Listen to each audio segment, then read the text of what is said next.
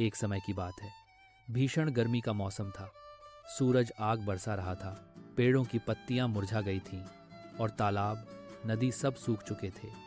एक प्यासा कौआ कई दिनों से इधर उधर भटक रहा था। उसका गला सूख कर कांटा हो गया था और प्यास के कारण उसकी उड़ान भी कमजोर पड़ गई थी। कौआ आसमान में ऊंचा उड़कर दूर दूर तक पानी की तलाश करता, लेकिन उसे कहीं पानी दिखाई नहीं देता। कभी वह किसी सूखे तालाब के किनारे उतरता तो कभी किसी कुएं के पास जाकर झोंकता, पर हर जगह निराशा ही हाथ लगती। थकान से उसका शरीर कांपने लगा, फिर भी उसने हिम्मत नहीं हारी। उड़ते उड़ते उसे एक हरा भरा बगीचा दिखाई दिया। बगीचे में कुछ पेड़ अब भी हरे थे, क्योंकि पास ही किसी ने पौधों को पानी दिया था। कौए को उम्मीद जगी। वह तुरंत नीचे उतरा और चारों ओर देखने लगा। तभी उसकी नज़र एक पुराने मिट्टी के घड़े पर पड़ी, जो पेड़ की छाया में रखा था।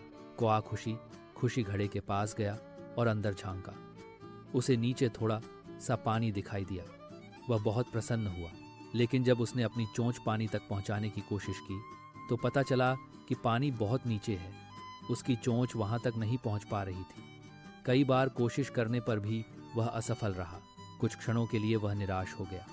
उसने सोचा, अब मैं क्या करूं? लेकिन फिर उसने अपने आसपास ध्यान से देखा। जमीन पर बहुत से छोटे छोटे कंकड़ पड़े थे। तभी उसके मन में एक विचार आया।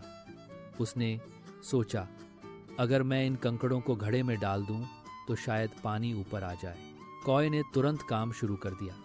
वह एक एक करके कंकड़ अपनी चोंच में उठाता और घड़े में डालता जाता। हर बार कंकड़ गिरने की आवाज आती और पानी थोड़ा थोड़ा ऊपर उठता। यह काम आसान नहीं था।